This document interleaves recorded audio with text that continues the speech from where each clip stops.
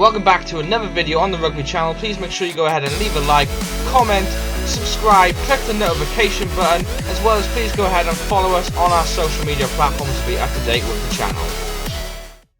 What is going on, guys, and welcome back to another Rugby video on the Rugby channel. And obviously earlier this week I asked you guys to leave what you think should be improved on Rugby 20 in the comment section. And loads of you guys got back to me, and one of you actually wrote me a massive list, which is awesome. So I'm going to be putting all this up in this video. And yeah, there's a lot to talk about, there's a lot to cover. So yeah, let's get right into it, guys. Okay, so first up we have a person called Red Rising. So they said, let them know it's looking good, and I'd like to see more fluid and faster speed of sprinting. Backs feel too slow, which makes the game screen slow at times. More natural passing animation. The laser passing is way too unnatural. Sorry if I pronounce things wrong, guys. It's basically because my editing software is a little bit blurry at times, because obviously I've got to zoom in to my actual screen. I'm going way off topic. Anyway, I'm sorry if I mispronounced stuff. The defense rubber bands too much. Oftentimes there is a huge overlap, and the defending AI gets a boost of super speed to somehow catch up while running backwards. Possibly include offloads, not every hit up, but maybe have a gorge that fills up and allows an offload once full. Which, to be fair, would be quite a cool feature, like obviously, so that way then you wouldn't be able to keep offloading. So if you did have a meter bar or whatever, and it was like, say you'd have it full, and then you could offload every now and again, and then it would slowly run down, and you'd have to try and build it back up. So that would be quite cool. A side camera, that is actually already available. You can, if you go into options menu, you can adjust the camera to what you want. AI should commit more penalties to make it feel more realistic.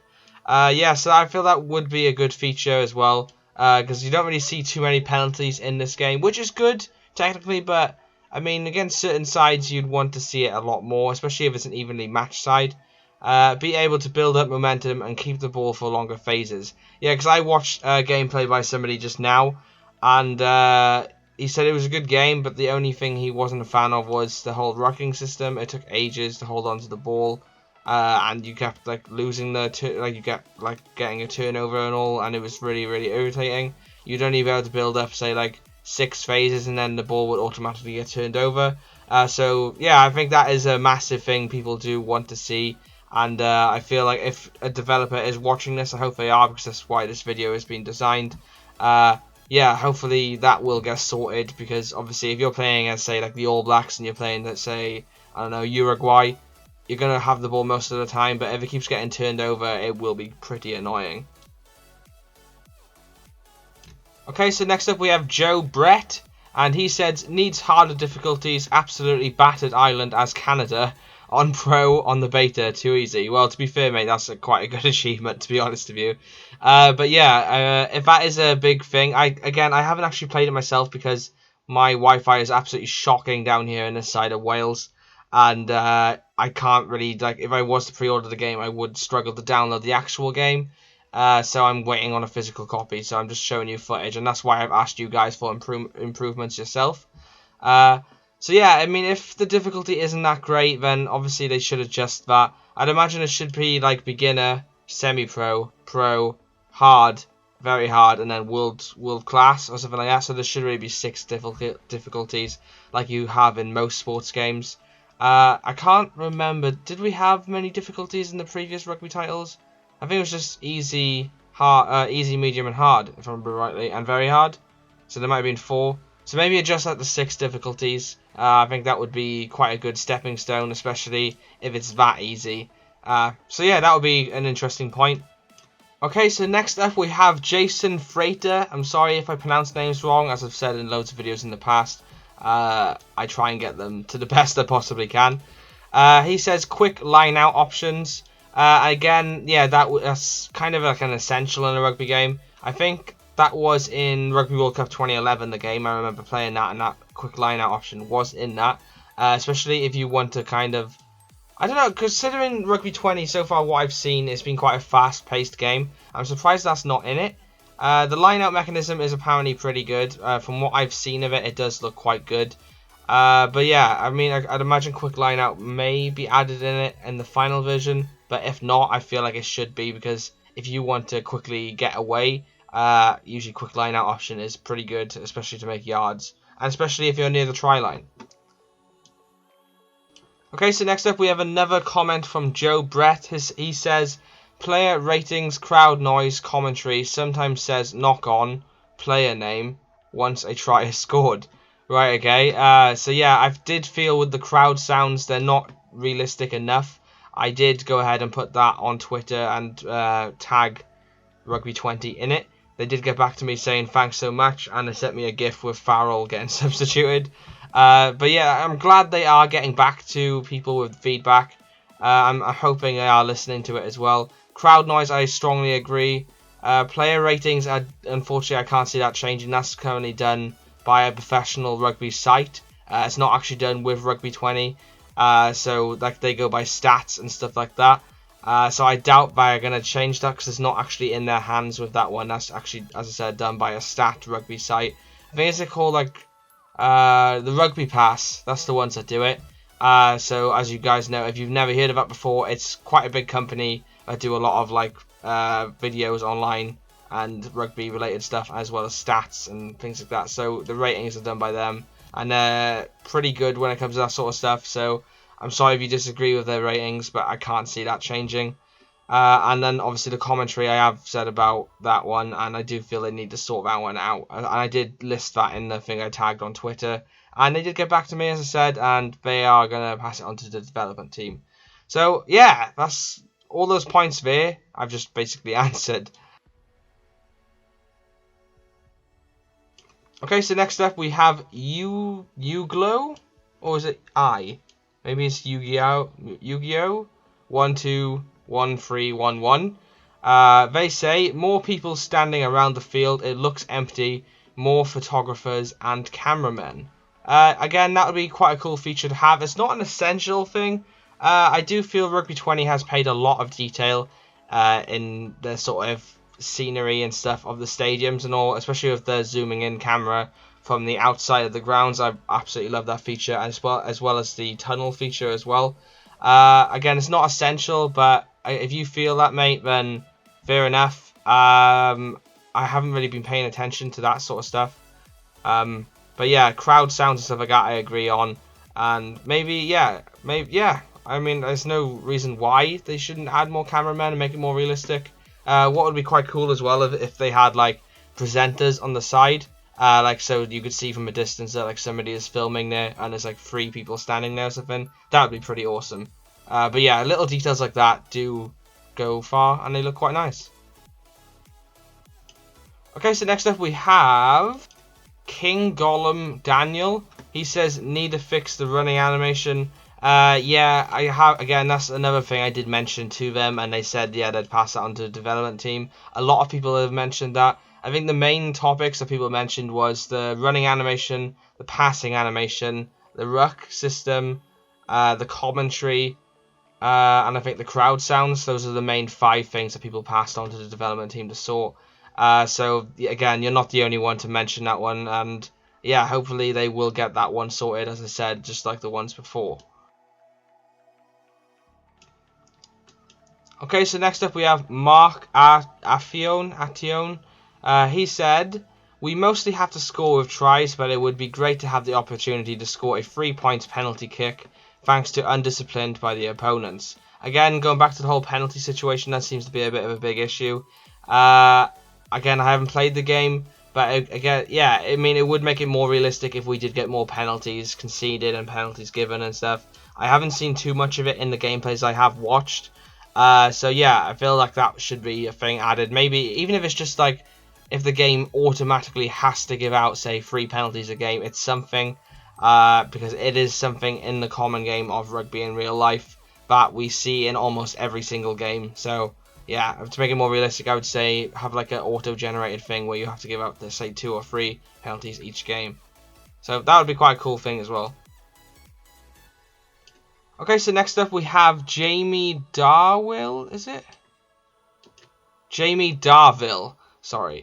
So yeah, he says, some sort of explanation to licensing, or at least an agreement between the developers of Rugby Challenge and Rugby 20 that allows all licensing on both games. It's getting stupid having two games competing in a market where there's really only room for one rugby game. If they could focus on one great rugby game instead of two average games, that would be much better for the community and for the developers.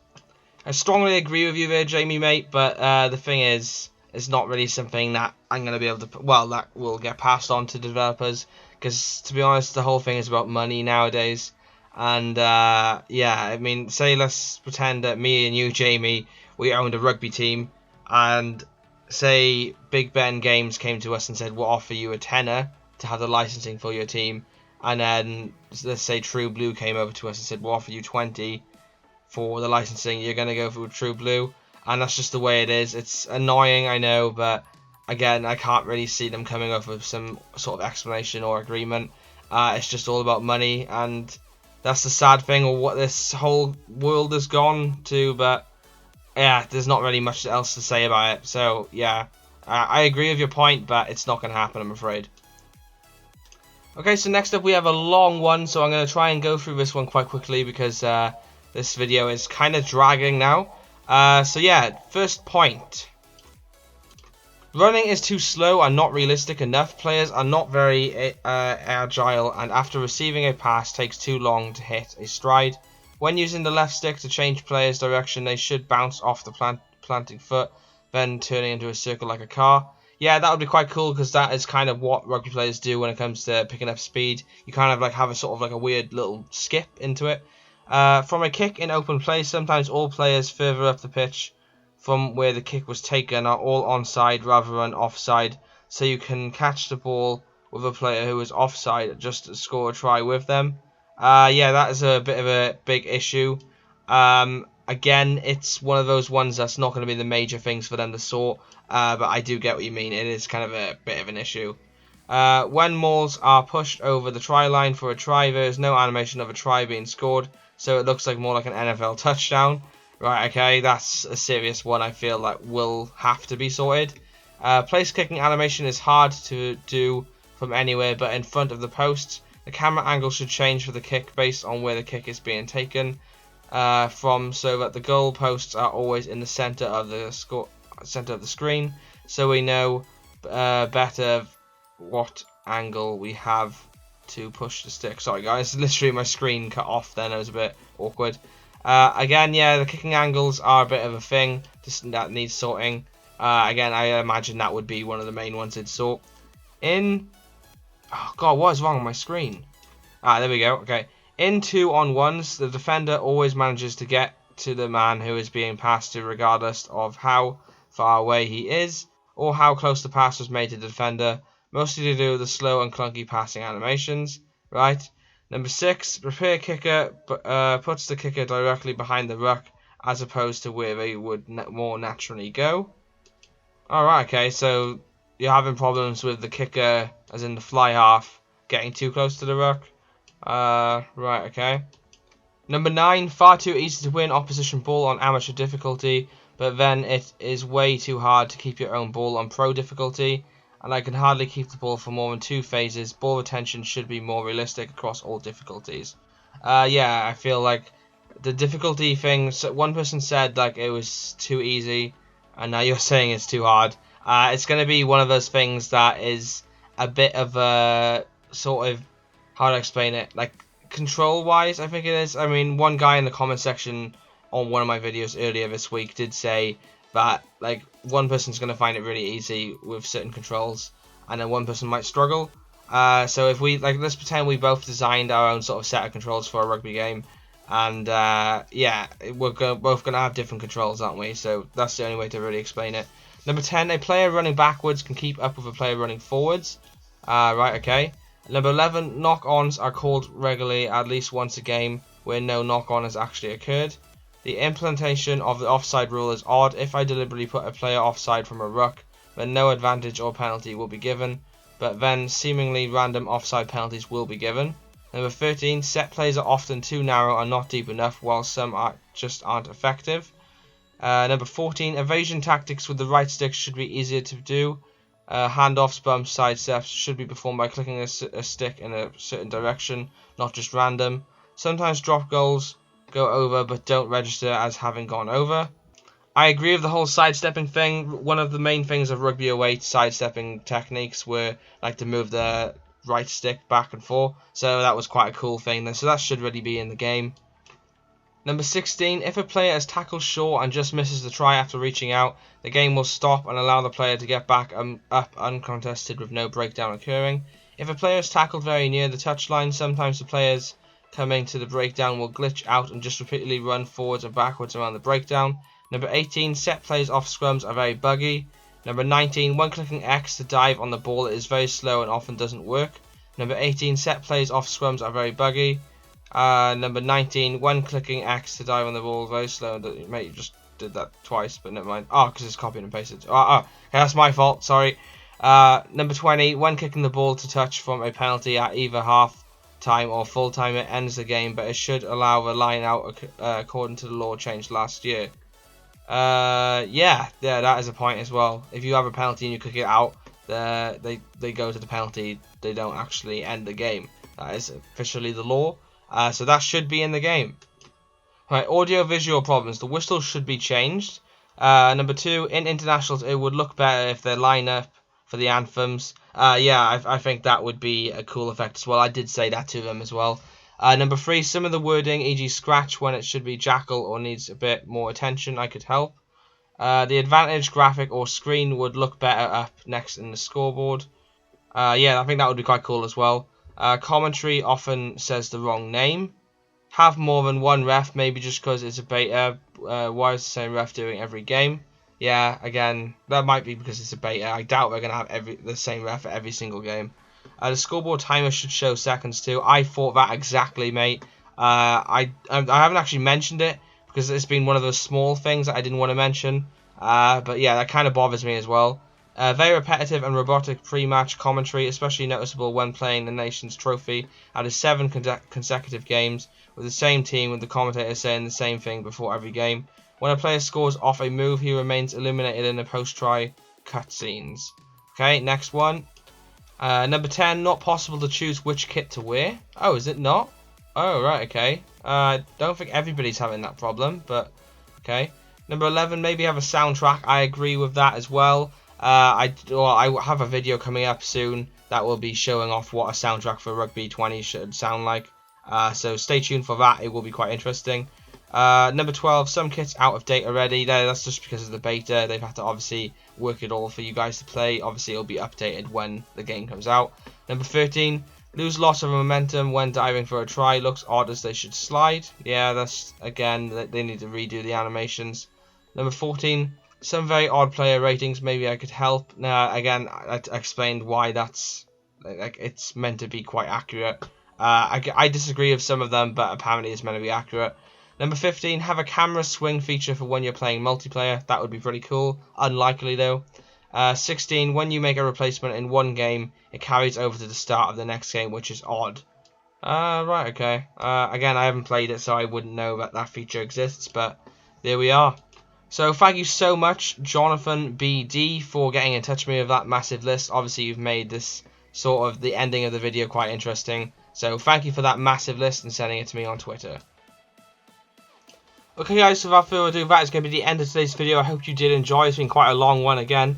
And thank you all so much for getting in touch with me and letting me know what the improvements of the game should be.